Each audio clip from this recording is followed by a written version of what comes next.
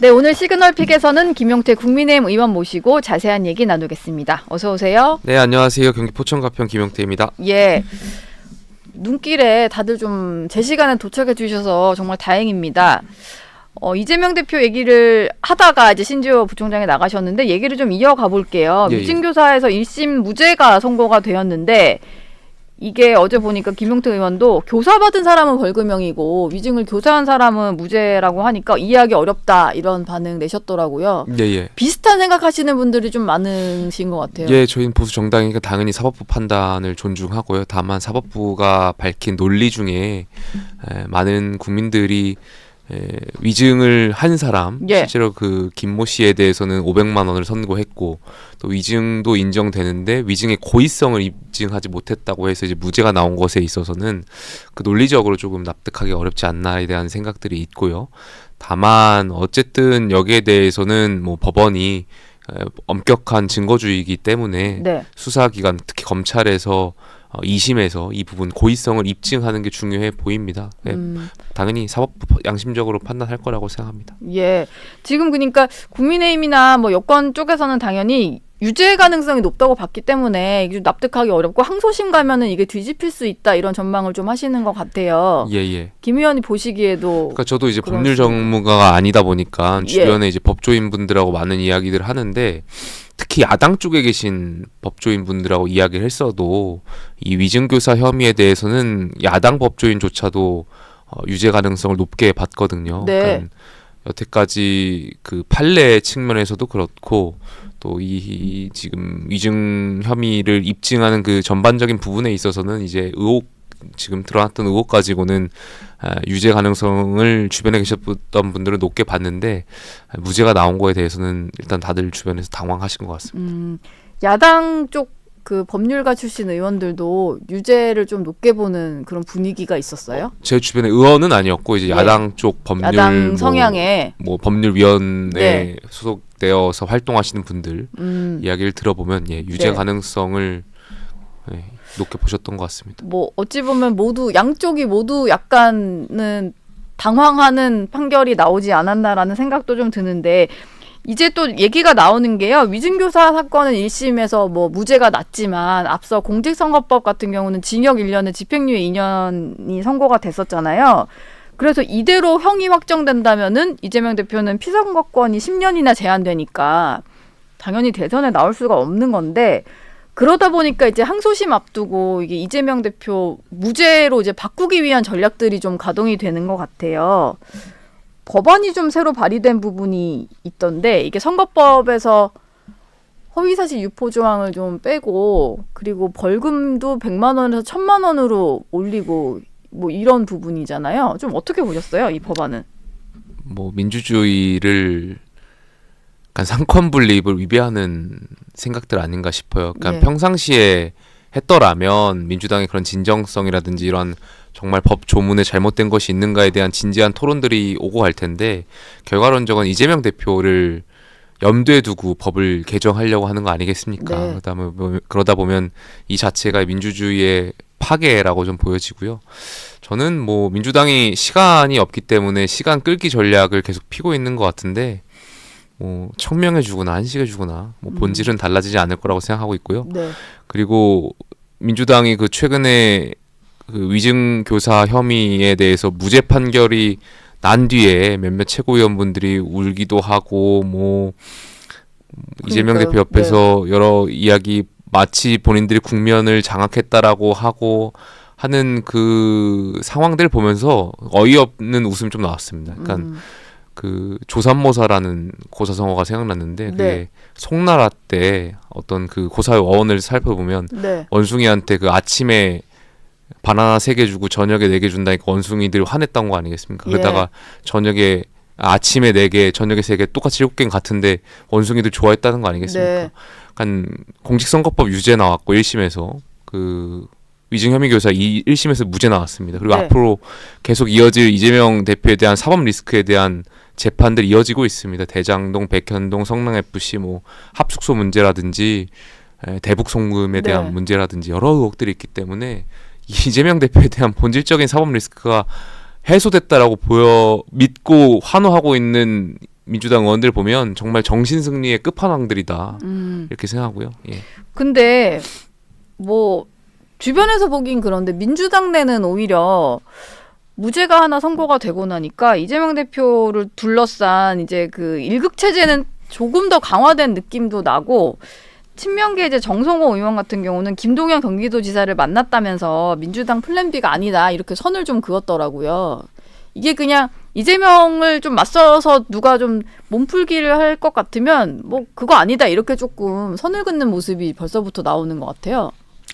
글쎄요, 뭐 저는 이재명 대표 주변에 사실상 찐명, 친명이라고 하시는 분들이 과격한 발언들을 쏟아내고 예. 계시면서 비명계를 이제 견제하는 그런 모습들 보이는데 네. 저는 그분들 중에서도 실제로 이재명 대표를 위하는 분은 없다라고 생각돼요. 왜냐하면 정말 이재명 대표를 위하는 분이 계신다면 제가 SNS에도 올렸지만 뭐 비명계를 향해서 움직이면 죽는다 이런 협박성 발언들 하실 게 아니라 이재명 대표 유죄 판결 나오면 국회의원직 걸겠다. 정말 본인도 정치 생명 끝내겠다. 네. 정도의 워딩을 하시는 찐명계 없잖아요. 그렇죠. 결과적으로는 이재명 대표가 사실상 끝났다라고 친명들이나 주변에 계신 분도 인지하고 있는 거고 어떻게든 이재명 대표가 끝나고 난 뒤에 그 이재명 대표의 팬덤을 본인들이 이용하기 위해서 그러니까 이재명 대표가 이후에 포스트 이재명 이후에 당권의 헤게모니 싸움에서 놓지 않기 위해서 그렇게 협박성이고 충성 경쟁들을 하는 거지. 글쎄요, 뭐 그 주변의 분들도 비슷한 생각이랄 거라고 진짜 생각합니다. 이재명 예, 대표가 끝까지 갈 거다라기보다는 이재명 대표가 어떻게 되더라도 예를 들면 이제 사법 리스크가 빨리 이제 확정이 돼서 대선에 못 나가게 되더라도 그 팬덤을 이제 안기 위해서 지금 충성 경쟁을 하는 거다. 저는 그렇게 생각합니다. 예. 그러면은 뭔가 비명계 중에서 이 대표의 대안이라고 좀 불리는 이른바 뭐 뉴삼김 이런 분들이 유삼김, 예, 뭐 삼총리, 삼총삼김 뭐 이런 얘기도 하고, 있고 이런 분들이 좀 공개적으로 활동할 만한 공간은 없을 수 있겠네요. 지금 당장은 네. 아무래도 공개적으로 활동하기는 공격받기에 좌표 찍히기에 좋은 타이밍이니까 그렇죠. 네.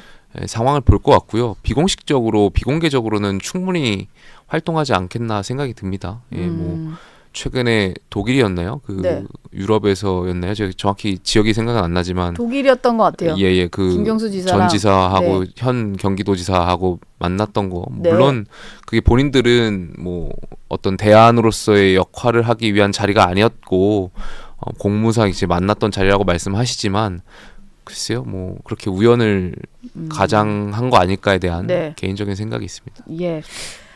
민주당은 뭐 그렇고 당분간은 그래도 겉으로는 이재명 대표 중심의 체제가 계속 이어질 것 같은데 이런 와중에 국민의힘은 계속 내부 갈등이 표출이 되고 예. 있습니다. 조금 전에 뭐 신주호 부총장도 얘기를 하고 가셨는데 당원 게시판 논란이 좀 해소가 안 되고 앞으로 더 크게 좀 충돌할 수 있을 거라는 우려도 있다 보니까 소속된 의원들이 보시기엔 되게 답답하실 것 같아요. 그러니까 이 당원 게시판 논란이 한 2주 전에 의원총회에서도 이야기가 나왔었고 네. 그때만 하더라도 저랑 이제 대다수의 의원들은 여기에 대해서 그렇게 큰 관심이 없었던 걸로 기억을 합니다. 예. 뭐 이게 뭐 어떤 문제가 있는지에 대한 인지를 잘 못하신 분들도 있고 워낙 네. 저희가 다들 그때 국정감사 끝나고 또 예결위 활동하고 바쁜 정책 현안들이 있었기 때문에 그랬는데 이제는 관심을 두지 않으면 안 될 상황까지 온 거잖아요. 최고위원회에서 조금 전에 이제 말씀도 나누셨지만 뭐 그런 논쟁이 오갔던 일도 있었고 예. 또 당원분들께서도 많은 관심을 갖고 있고 또 많은 언론에서도 주목하고 있기 때문에 이 당원 게시판 논란에 대해서는 어느 정도 이제 맺고 끊고 하는 부분이 필요한 시점이 온 것 같고요.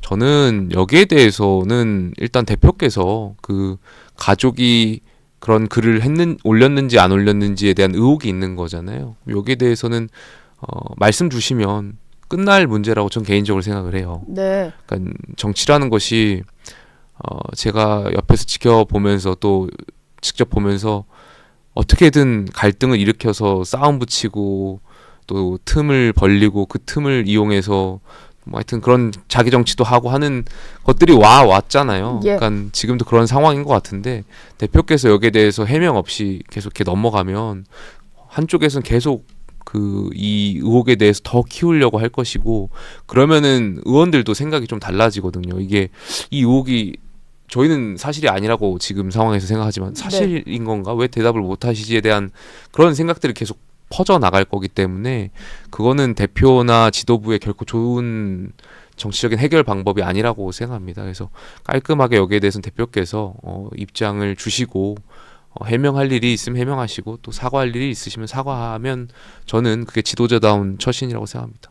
지금 저는 이제 당원 게시판 혹시 이 논란 있은 이후에 좀 들어가 보셨나요? 논란 있고 난 뒤에는 안 들어갔습니다. 예. 논란이 있기 전에는 가끔 저도 보는 이 관련된 글에 대해서는 좀 저는 인지를 보지 그전에 못했습니다. 하셨어요? 못 봤습니다.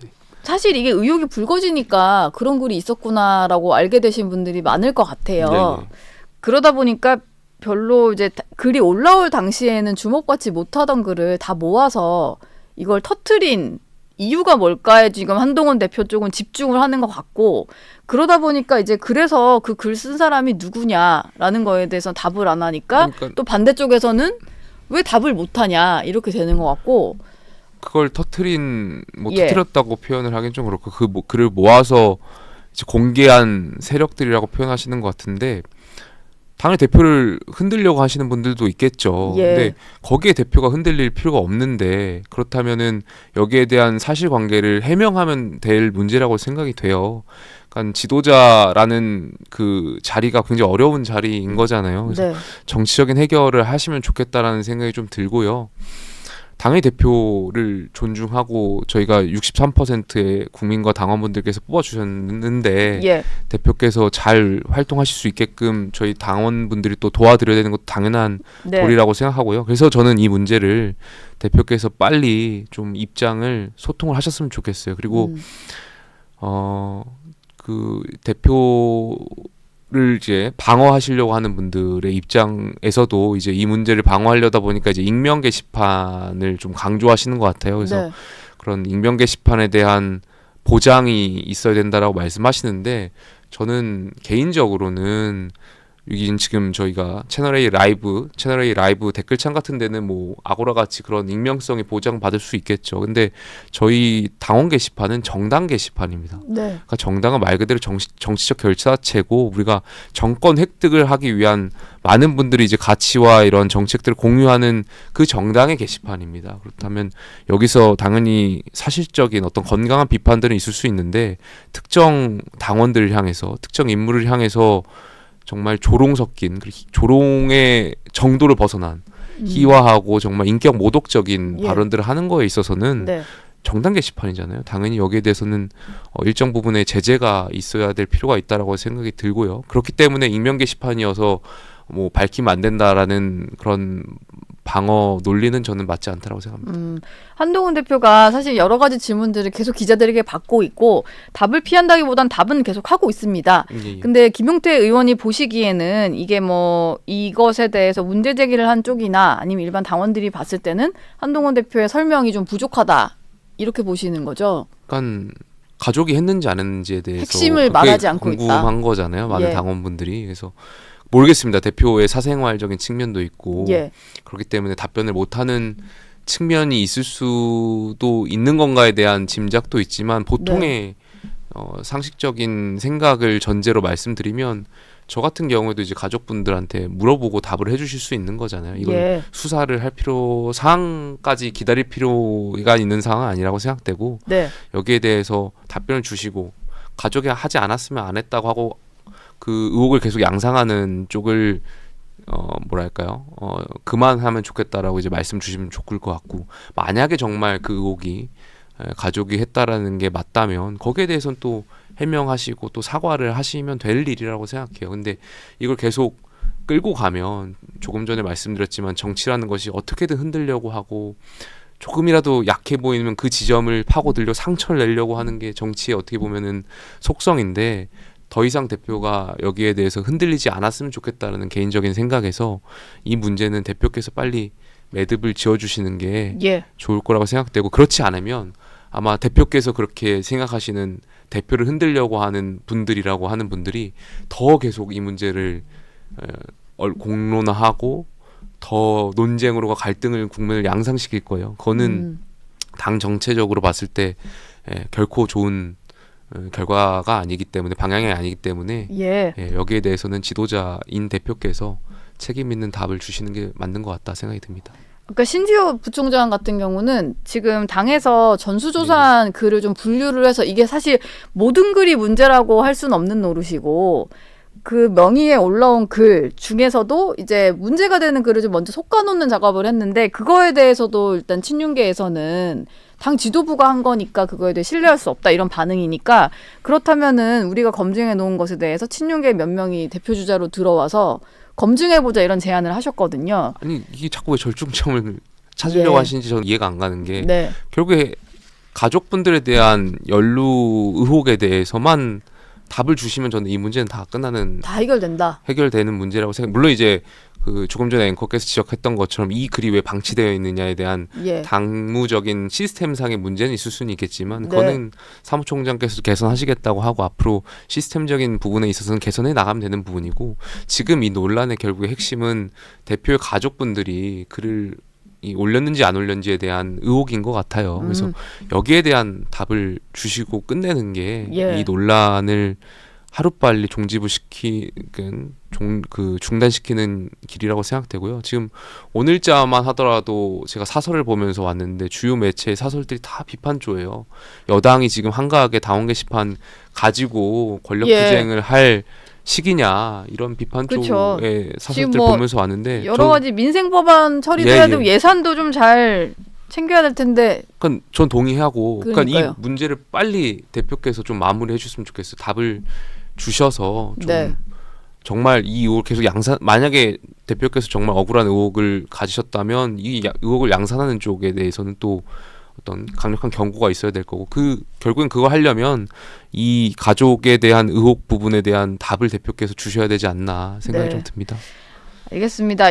지금 그 특검법 김건희 여사 특검법 재표결이 원래는 28일로 예상이 되어 있었어요. 근데 민주당에서 다음 달 10일에 하겠다. 이게 정기국회 마지막 날인 것 같은데 그렇게 얘기를 했더라고요.